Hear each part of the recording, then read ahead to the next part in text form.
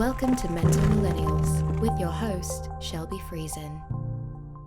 Okay, we're moving. Super Zwift. All right. This is going to be the hard part. I got to hold myself forward, bro, while I try and read this. Every single time we do this, it gets a little bit more challenging. Yeah, fuck. Next, we're going to be doing some, what is that? Juggling? Oh, I can juggle, but not too. very good. One hand. Last night I was reading this book called The Time Warrior, and I've read The Wealth Warrior. It's by Steve Chandler. He's got these two, but they're sweet because they're just like little, each page is a chapter pretty much. So it's nice because it's a nice, like, fulfilling read. You feel like you're just blown through it. But there's a couple chapters last night, and they've got a quote for each chapter too. So I picked a couple that we are going to talk about. Dun, dun, dun. What do you think? Should we start with the wrong question one? Sure. Yeah. Shelby read these to me briefly like 3 minutes ago. I gave him a quick briefing. So the first one, I don't know, for some reason there's like 3 or 4 that just really stuck out to me that were in a row. So the first one, it's called Asking the Wrong Question. And the quote is, "The question isn't who is going to let me, it's who is going to stop me." And in the chapter, it talks about how it's a habit that most people acquire in childhood, and it's a quest for permission and approval. But it's a habit that doesn't serve the grown-up, mature adult at all. And for me, I think it just resonated a lot because in my childhood, I would always be asking, I started out by asking for permission all the time and it was with my dad. So anytime we wanted to do something, we would think, okay, do you think dad will let us do that?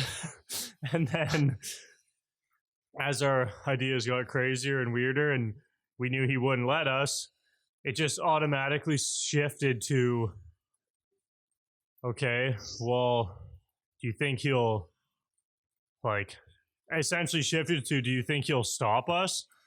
Because it went from, he probably won't let us, but do you think he would fully, shut down what we're doing if we already did it?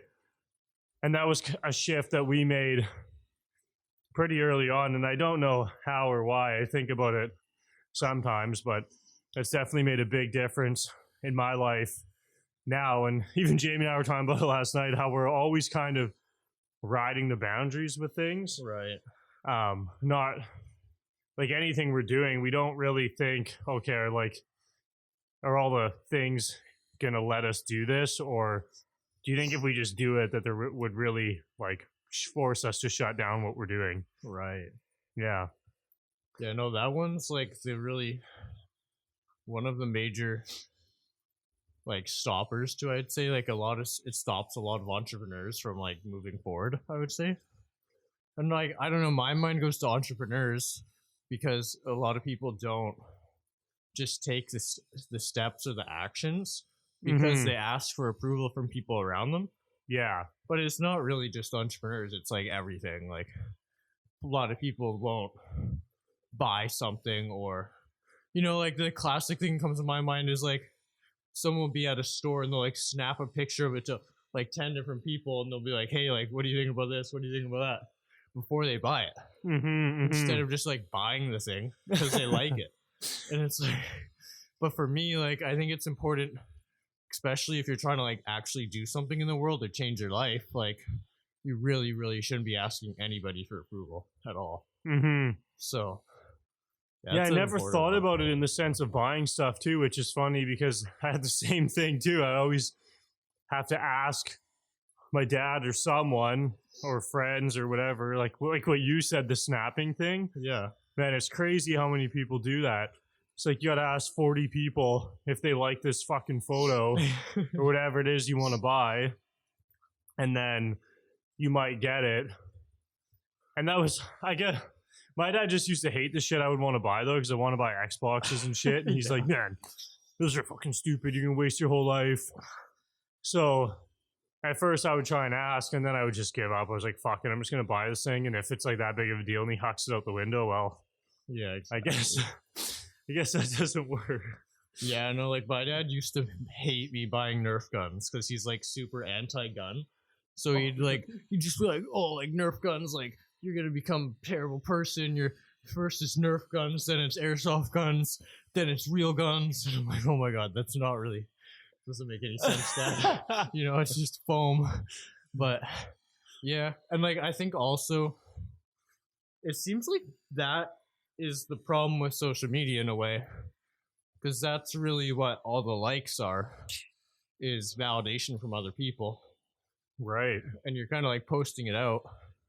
And I don't know, like when you hear really big influential people talk about social media, they're having people run their page and they post something out and it just gets posted and they don't interact with any of the people. Mm-hmm. And they just post it out.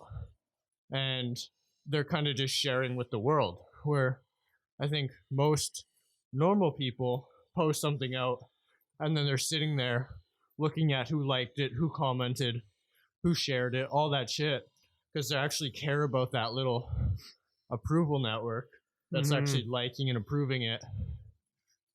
And it's just like the two different uses of like the people who are actually out there doing stuff and making influential things happen. They're not really caring about what people think or waiting for someone's approval or opinion. They're just doing it and letting people have opinions because people have opinions all the time. That's what they do, right? Yeah. So, I don't know. I know a lot of people like that. I sometimes fall into that category. With the Instagram stuff or social. No, more so just like the general approval, like looking for people's approval, like especially in business. It's hard, like if you have a business partner, you're going to want them to approve and you're going to want them to think that your idea makes sense and shit. But a lot of the times it just makes sense to do something, show them, and if it works, then it works, right? Yeah, So. it's funny kind of trying to find that fine line of, because I'm finding the same thing right now as Jamie and I are working together, because we haven't in a long time. And I've had other partners and stuff, and I feel like it starts out where you like pretty much convey everything you're doing to each other. Yeah. You know, where you're like, oh, well, yeah, I just did this and that, and what do you think about this? But as it evolves, you start to realize like what each other cares about or doesn't care about. Yeah. Okay, like I don't need to fucking tell them I just like changed the 2x4 length from 10 feet to 11 feet. Yeah. Nobody gives a fuck. But then there's obviously decision things that matter. And I think it's finding that in every relationship, you know, even with a significant other or friends or whatever, like you don't need to tell them every single thing or like ask for their approval on everything. And especially, you know, some people will want to know certain things and some people won't. So you don't have to waste your time just telling people everything. Well, I think that's the big difference between like, it's literally just people who make shit happen and people who don't. Like, I think a lot of people look at you guys and they're like, what the fuck? You guys do crazy shit. Like, wait, you're starting a resort? You mean like you're making your own Disneyland? Like, what are you guys doing? That's quite ambitious. But you guys don't think about that. You're just like, this is what I want to do. So let's do it. And it's just like, that's the key difference between people who actually do shit and don't, is they don't wait around for people's opinion and approval. They just kind of go and do it. So, yeah, I don't know. It's hard. Like, I've had people ask me, like, I was talking to this one, it's like a counselor lady, and she's like, so wait, you started doing that at 14? You just started, like, going in and talking to people about their business at, like, 14, 15? And it's like, she's like, why'd you do that? Like, how'd you do that? Like, doesn't that seem weird to you? And it never flashed my mind. I didn't, like, think that that's weird. But I guess cool. When you think about it, it is kind of weird or cool, right? So, I don't know, if you look back at that, I wasn't looking for anyone's approval or opinion. I was just doing what was interesting. So, yeah, you just found something that you wanted to try. And I think a lot of times too, I guess this goes to a different point a little bit, but people are generally looking for approval from someone who doesn't actually know anything about what they're looking for approval for. yes. So if you're like, and it's that's a big thing out of the Principles book from Ray Dalio. Right. I forget what principle it is, but it's not a lot. basically to never take advice from someone. Oh yeah, I think it's like, isn't it just like the version I have in my head is don't take directions from someone who's never been down your journey. Yeah, like Same shit. yeah, exactly. So you're not taking advice from someone who doesn't have experience in that field. So it was kind of, that's like asking. What did you just say? Something about Don't take directions from someone who hasn't been down your journey. Yeah, I mean, so I guess it'd just be like asking for someone's approval on like business or oh yeah, because you did the website shit at 14. So that's like, okay, I'm gonna go ask my parents if I should do this or ask for their approval on it, but they don't even know. Yeah, I remember my mom being pissed. She's like, why the hell are you spending all this time on the computer? Go outside. It's like, well, first, I didn't really want her approval. I don't care what she thought. And then two, like, she didn't really know what it was. So it's like, why would you ask someone about computer stuff who doesn't know how to use a computer? I don't know. It's like asking for cooking instructions from someone who's really not good at cooking. It's like, why would you do that? So yeah, it doesn't make any sense. And it's funny how I feel like when you're younger, you just assume older people know all this shit. And then now, I guess I just used to think, in a business sense, because my family's always had businesses. right.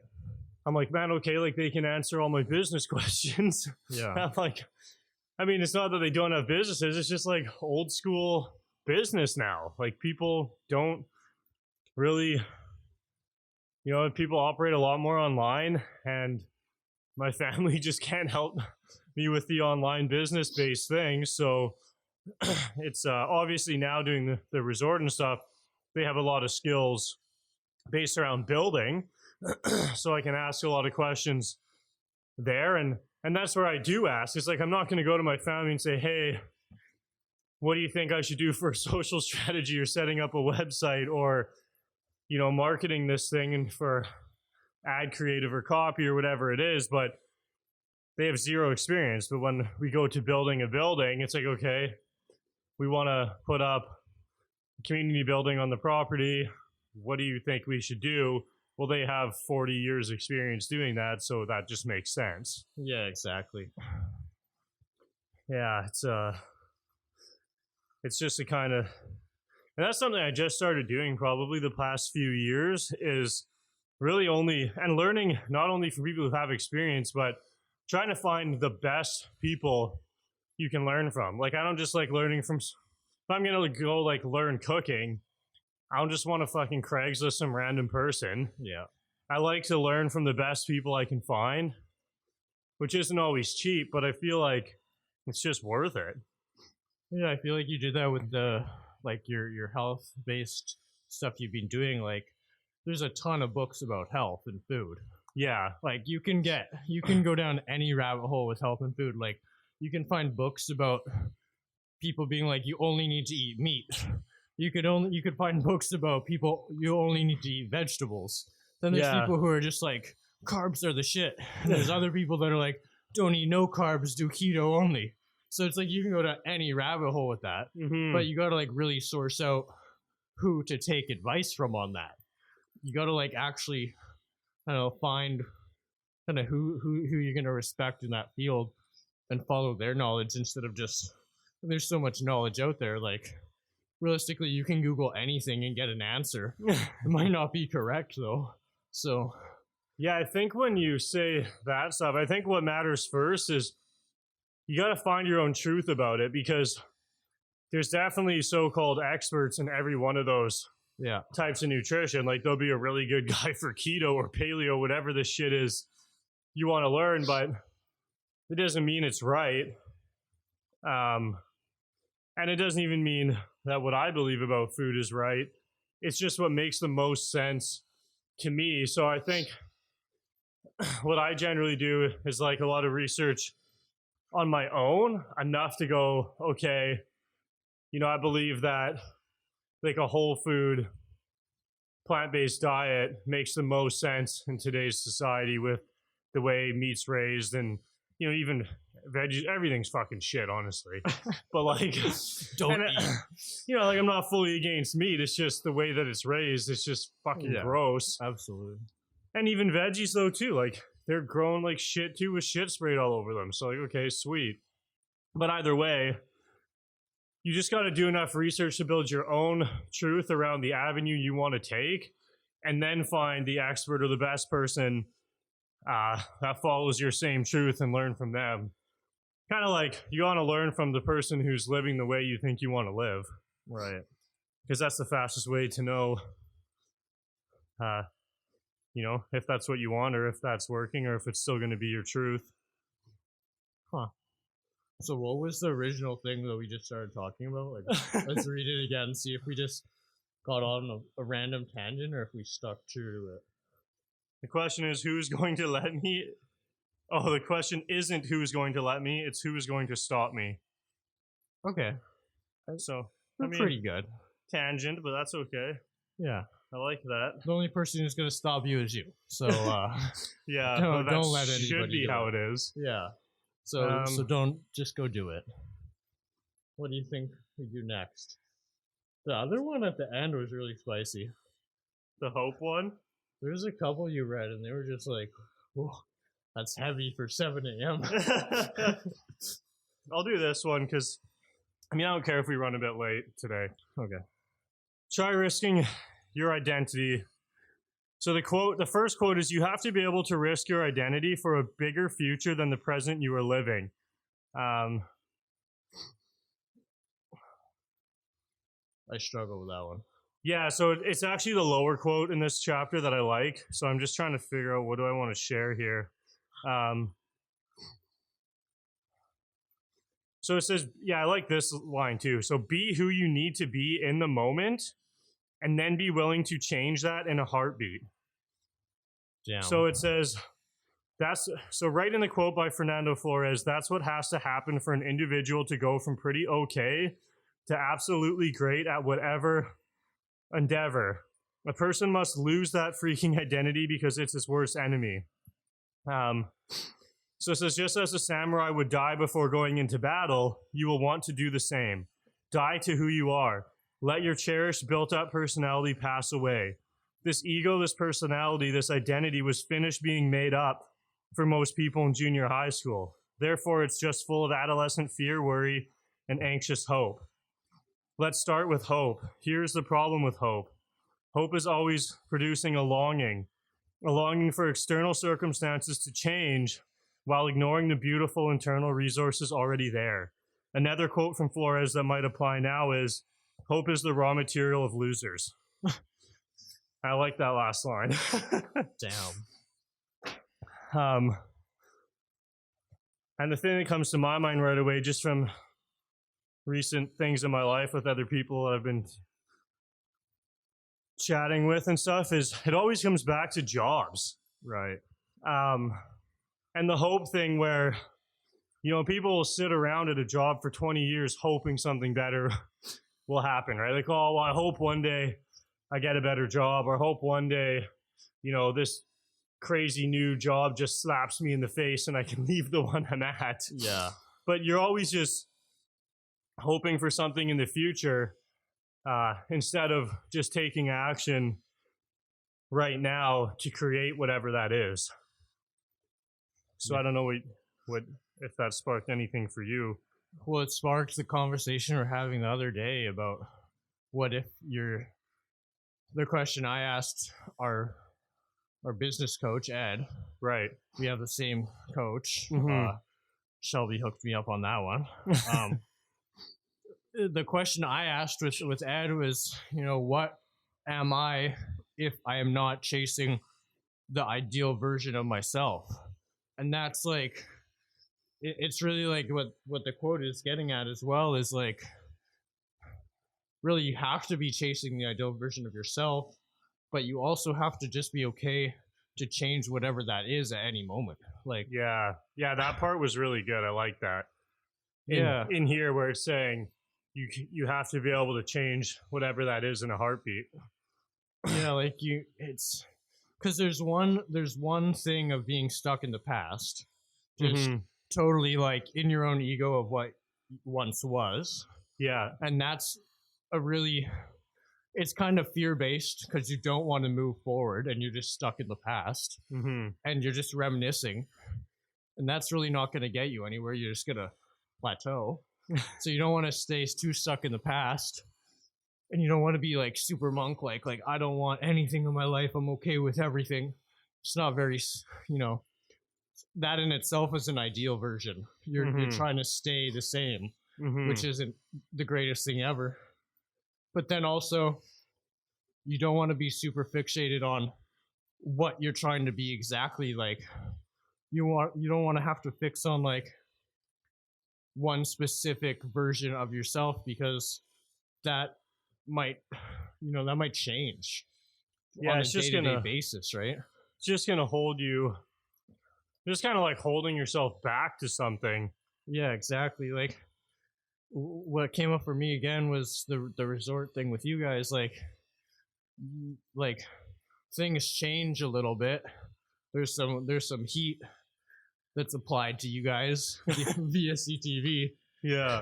So if you guys were just stuck in a fixed mindset chasing what you wanted the campaign to be, you would just be stuck, and you'd be like frozen in this spot of like, what are we going to do? How are we going to work this out? Our whole shit is changed based on some dude's opinion of us. It's like, yeah. And man, it changes every day. And it's something, I don't know, we haven't been sharing a ton on it lately. And one of the things, we've talked about is, we don't, like, I don't want to say we don't have a plan. Like, we have many plans, but the plans change every day. The plans change every time I make a phone call. Yeah. We were designing buildings and all these structures we're doing in a modular way, and we started designing the panels, and they're 10 feet wide by 16 feet long. Like, yeah, we'll just trailer it all up there. Well, I forgot that that's over width on a truck. Right. So I've designed all these things, then I've got to call my transport guy, go, okay, well, it's 10 feet wide. Yeah, you need a permit. I'm like, oh, fuck. So I'm on the phone for another 2 hours trying to figure out permits, and then realize that it's only going to cost me $30 for an entire month for a permit. But it's like, that's just, it's all friction points for people to quit or to stop and go, oh, well, I don't want to have to deal with that shit. I'll just like, whatever. And like, I could have, as soon as my buddy said, hey man, like over 8.5 feet, if you need a permit for wide load shit, I could have just gone, oh, fuck it, that's too much work. It's going to cost too much money. I could have just not even looked into it. Yeah. When like, it's only $30 and we can take up to 11 feet, no questions asked. Like, that's actually awesome because it makes our building way easier. But a lot of people would have never even made the call, and they would have gone and changed all their drawings and done way more work than they needed to do. So, well, you know what that goes back on? What? The first point. What? Well, you call up your transfer dude and he says, no, it's too big. You can't fit that on the truck without a permit. And you, not looking for anybody's approval, say, well, fuck that. I'll go get a permit. I'll look at the permits. Like, most people would just be like, oh, okay, well, based on your opinion of what I just told you and your opinion of it being too big and me needing a permit, well, I'll just change my plans based on what you said, based on your opinion. And yes, he is like a professional in the transport industry, but you not looking for anyone's opinion or looking for their approval, you're just going to say, okay, well, what's the next barrier that I need to knock down? Okay, well, let's look into this whole permit ordeal. And, and it's figure out a permit. And there you go. It's you hop over that little roadblock and fuck, it's actually easy. It's only $30. So it's like, It's better. yeah. So that those two kind of points melt together there, like they work hand in hand, right? Mm-hmm. Yeah, it's just like really being able to, because every time too that something changes the way you think it's going to work, most people react to that and go, "Oh, well, fucking man," they get all down about it. Yeah. And you can't do that, because if I did that, I'd probably be crying all day because every time I have an idea, it never is the same. And that's the thing though too, like with calling the guy, it goes back to finding your truth too. Like I'm just finding the truth in it. Like, okay, what do I actually need and what's the reality of this situation? Right. And as you continue to do that, then you will know. So, in a year from now, I'll know exactly how to build everything modularly, what you can transport, and the whole processes of all of it. Right now, that's just new stuff to me. So you have to be willing to just learn and find the truth in things so that one day you will have a lot of knowledge and truth, and like you'll have knocked down all those barriers to find the best routes. And the next time it'll be a hell of a lot easier. Or else you're just kind of like giving up and turning around that wall. Well, you're falling Every into time. hope. Yeah. Because like right now you're moving forward objectively. You're like, all right, I've designed all this shit. It's gonna be 10 foot wide. My objective is to figure out how to move that shit. And then you call him.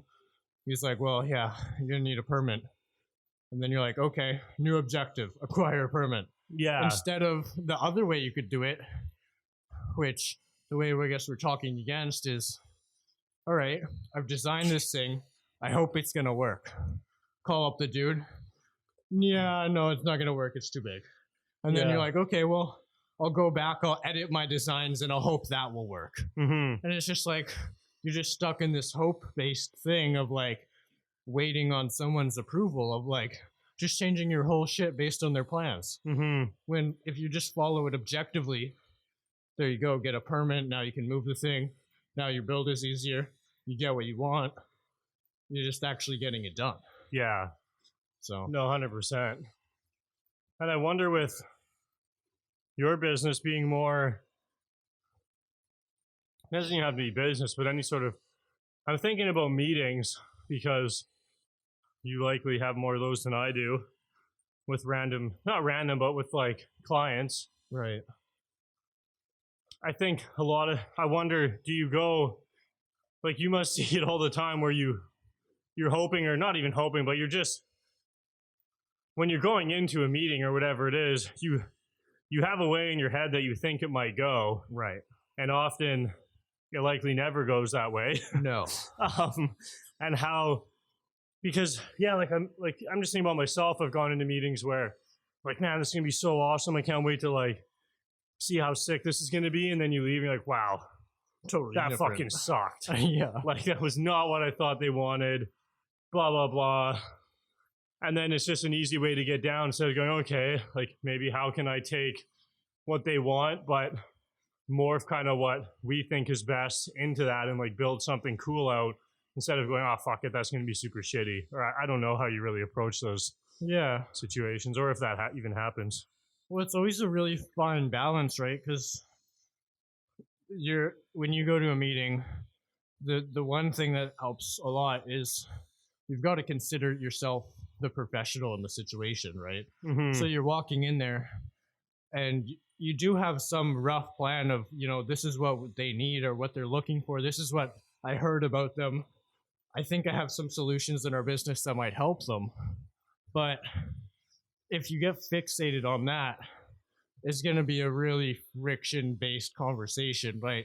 It's going to be like what comes to mind is like, you're not going to be using lube. Like it's just going to be really, really rough, right? Like you honestly, like you need to have some idea of, this is how my business can support them, but not be fixated on, this is exactly what I want to do with them. This is the perfect plan for my business system, how I'm going to make them and me the most money. you have to be open and listening to their opinion in that regard. Mm-hmm. And it's not like you're searching for approval, but it's more like you're open to changing where you are at based on this new knowledge you're getting from them. And it's like, I've gone in a lot of meetings, and it's just like where things don't work exactly as I planned. And I'll get out of the meeting and I'll be like, what the fuck just happened? That was a hot mess. Yeah. But then things go, a couple months, you do one thing for them, you do another thing for them, things change, you get more understanding of each other. And then honestly, there's meetings where it's been a hot mess. Those have turned out to be the best clients sometimes. Mm-hmm. It's like, man, I remember this one meeting I went to with this client. We show up, the dude is eating scrambled eggs in a yogurt cup. What the hell? Like, dude, one of those big Greek yogurt cups. Yeah. He's just eating. He had just cracked eggs into it, microwaved it. And That is fucked. It's really fucked. Like, and he's eating them out of it. And we leave this meeting, and our objective was this one thing: just get in there, get out, get this one thing done for him. Well, we never ended up doing that one thing for him, maybe until about 8 months later. But he's been like revenue based. He's generated some of the most revenue for us, just because all these things we learned about him, and all of the we were just able to change our mind based on what he actually needed instead of what we wanted to present to him.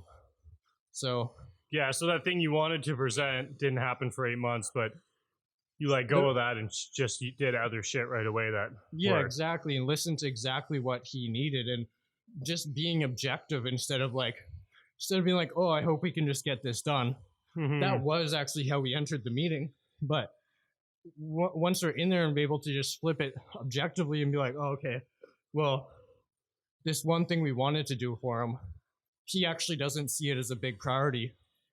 But listening, he has all these 8, 9, 10 different objectives that he wants help with. And it's like, if you just go in there and you're like, fuck, we didn't get the thing we wanted, you're going to skip over those 8, 9 opportunities that he just offered you into.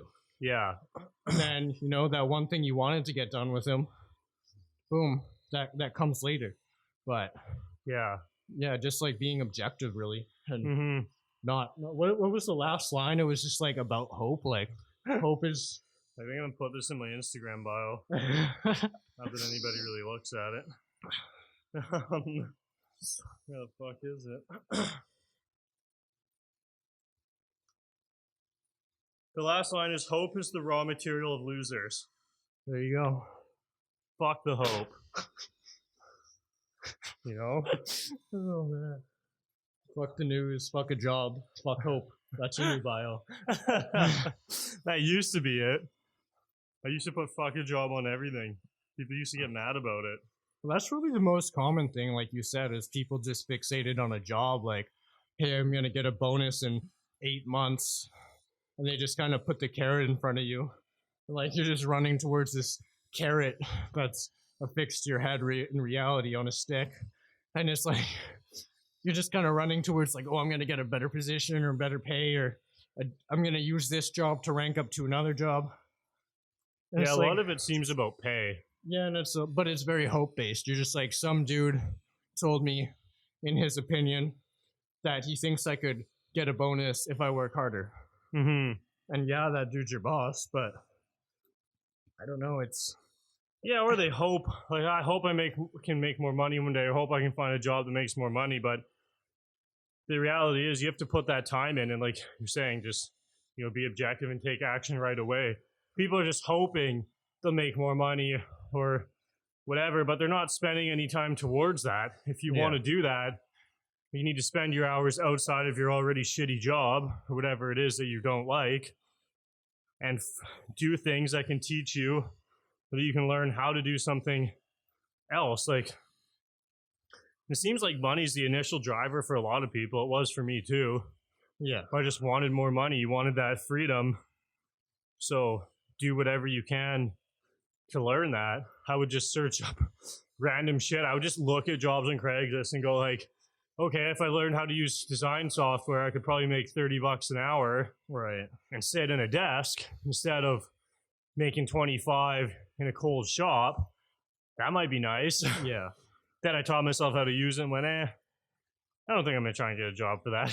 Right. But you would just try, you just got to try shit. And like it says, quit hoping something's going to happen and just make something happen. When the thing you read, like the point we're talking on, it started with like letting go of your ego. Yeah. And that's like really, like, I think your ego and your hope are quite attached to each other, like quite closely. They're almost parallel.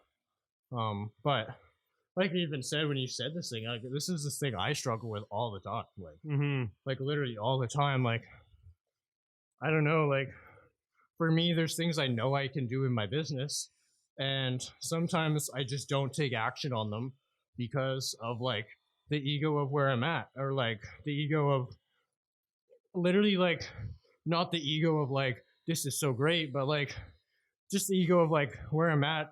I'm pretty comfortable. Like I don't really need to take action right now, and it's just like don't like for me, like there's days where I'll be in that, and then there's days where I'll be like, fuck, like if I just look at this objectively, I can make a change in my business that would make everything way better. And like being able to change and like look at the plans and see like, okay, like if we just apply these 3 steps and then we take a step and look at it, then we can reassess where we're at, and maybe we're in a different spot.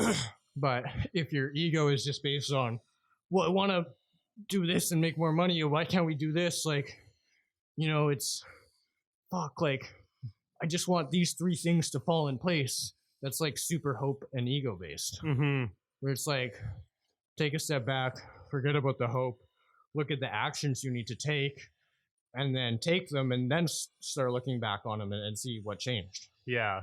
So. Hell yeah. That one's a hard one. Just take some damn action. Lose the hope. And forget what they say. Forget about their opinion. Just go at it. Yeah. Yeah, I think maybe next time we'll do the creators versus reactors one if we want, or it's your turn to choose. So we can do whatever next time. And we're almost at 20K.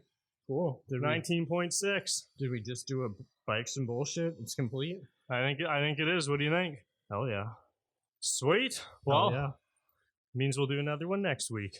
Shout out to the Time Warrior book by Steve. What is that? Chandler. Steve Chandler. Yeah, here, I'll show you it. I've never read the book, but it sounds pretty sweet now that you've showed me a couple. Yeah, it's good. It's a nice little, like, easy read. Like, you can see each page, just like, little titles and chapters. Cool. Whoa. The bike's giving up on Yeah, me. I got some bike issues going on here. All right. Sweet. Okay, well, we'll see you next week.